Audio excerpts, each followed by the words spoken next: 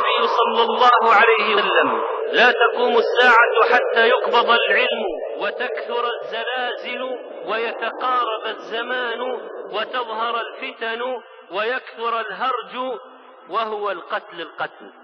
وبين يدي الساعة موتان شديد وبعده سنوات الزلازل. حديث صحيح.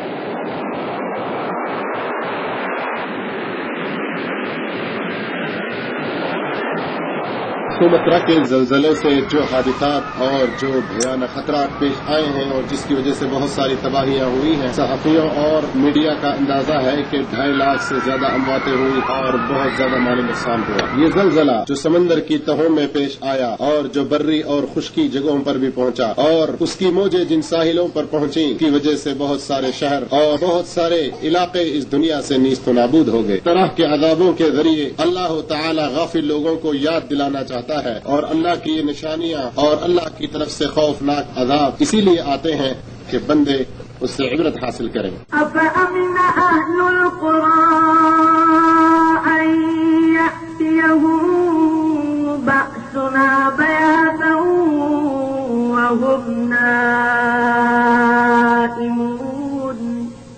أَوَأَمِنَ أَهْلُ الْقُرَىٰ أَن يَأْتِيَهُم بأسنا ضحى وهم يلعبون أفأمنوا مكر الله فلا يأمن مكر الله إلا القوم الخاسرون۔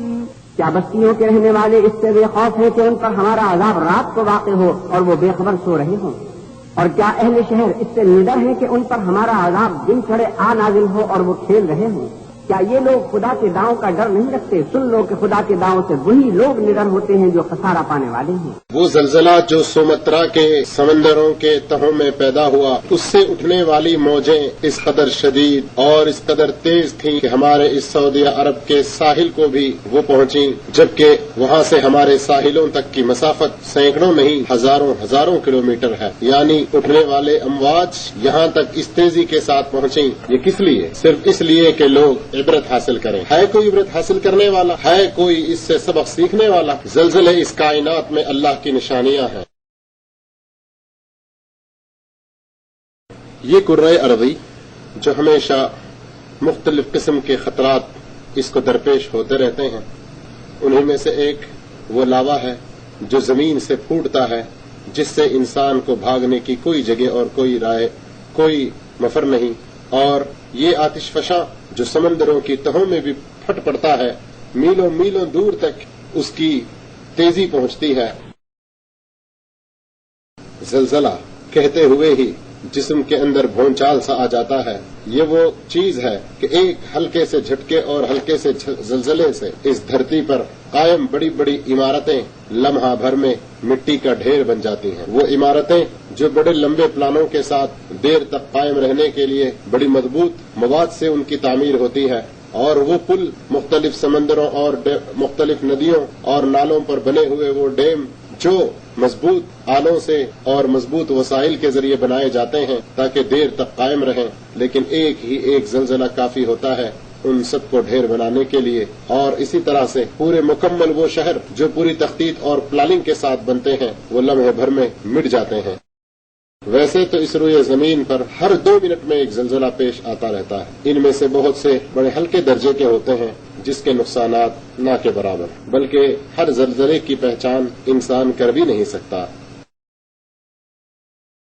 جب اللہ عز و جل اس دنیا کو فنا کرنا اور ختم کرنا چاہتا ہے اور اللہ عز و جل اس بات پر قادر بھی ہے تو ایک ہی ایک سخت زلزلہ کافی ہوتا ہے جو اس ساری کائنات کو تباہ کر دے۔ بعض لوگوں کا یہ گمان ہے کہ موجودہ ترقی یافتہ سائنس اور دوسرے ٹیکنالوجی کے ذریعے ان پیش آنے والے خطرات سے نمٹا جا سکتا ہے اور نئی تحقیقات جو سامنے آ رہی ہیں ان کی روشنی میں ان کا مقابلہ کیا جا سکتا ہے۔ تو ان کا گمان اور ان کے خواب و خیال کس قدر بے حقیقت ہیں کہ آئے لیکن ہم دیکھتے رہتے ہیں کہ ان کی ساری تحقیقات ناکام ہو جاتی ہیں اور زلزلے دوسرے حادثات برابر پیش آتے ہیں. ان کے یہ خواب و خیال غلط ہیں. اس بارے میں سب سے بڑی دلیل ہمارے اس بات کی یہ ہے، ابھی قریب میں یعنی سن 1995 میں جاپان کے اس شہر میں پیش آنے والا زلزلہ ہے، جس کے چند مناظر آپ مشاہدہ کر رہے ہیں. یہ مصر کے دکتور محمد الراوی ہیں جو کہتے ہیں، میں آپ کو یہ آگاہ کرنا چاہتا ہوں کہ یہ زلزلے دنیا کے جس کسی خطے میں پیش آ جائیں، یہ تمام انسانوں کے لیے ایک تنبیہ ہے. یہ زمین جو ان کے لیے قابل رہائش بنائی گئی ہے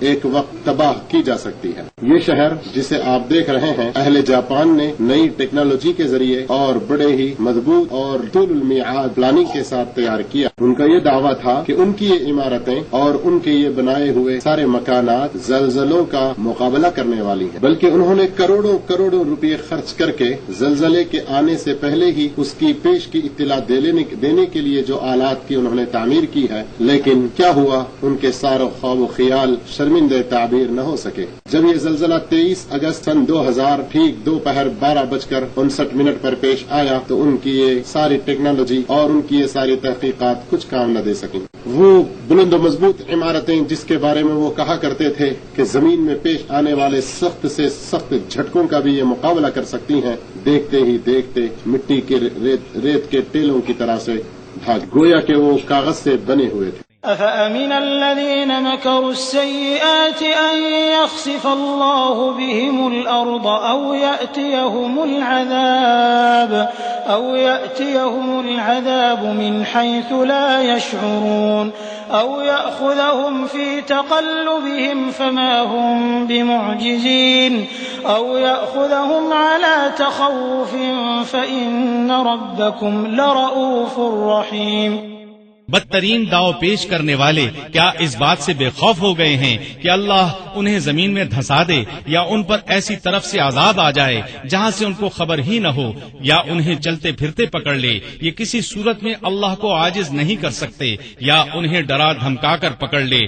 بس یقیناً تمہارا پروردگار اعلیٰ شفقت اور انتہائی رحم والا ہے.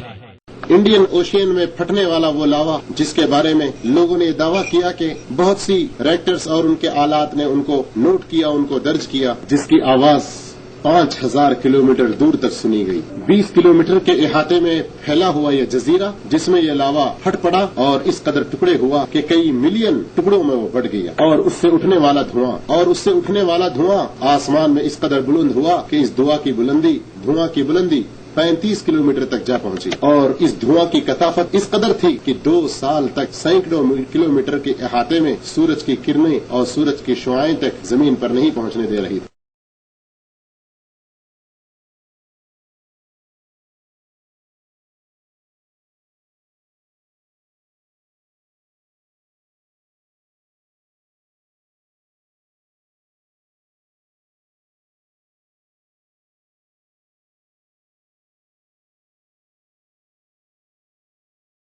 کیا پس وہ اپنے آگے پیچھے آسمان و زمین کو دیکھ نہیں رہے؟ اگر ہم چاہیں تو انہیں زمین میں دھنسا دیں یا ان پر آسمان کے ٹکڑے گرا دیں. یقیناً اس میں پوری دلیل ہے ہر اس بندے کے لیے جو دل سے متوجہ ہو. تیز تند ہوائیں اور طوفان یہ اللہ کے لشکر ہیں. اللہ جن کی طرف چاہتا ہے ان پر اپنے ان عذابوں کو بھیجتا. هو الذي يريكم البرق خوفا وطمعا وينشئ السحاب الثقال. اور وہی تو ہے جو تم کو ڈرانے اور امید دلانے کے لیے بجلی دکھاتا اور بھاری بھاری بادل پیدا کرتا ہے. سکون کے ساتھ اطمینان کی سانسیں لیتے ہوئے بڑے آرام کی زندگی گزارنے والے، کہاں گئے ان کے آرام؟ کہاں گیا ان کا سکون؟ کس نے ان کے سکون کو چھین لیا؟ اور کہاں ان کے آرام اور ان کی راحتیں چلی گئیں؟ ہائے اللہ اکبر! یہ زلزلے اور یہ لاووں کا پھوٹنا اور یہ تیز آندھیوں کا چلنا اور یہ سارے میرے بھائیوں اللہ کا عذاب ہے. اس سے عبرت حاصل کرنے کی ضرورت ہے کہ اللہ تعالیٰ اس کے ذریعے چاہتا ہے کہ کون ہے جو ان عذابوں اور اللہ کے بھیجے ہوئے ان نشانیوں کے ذریعے سبق حاصل کرتا ہے.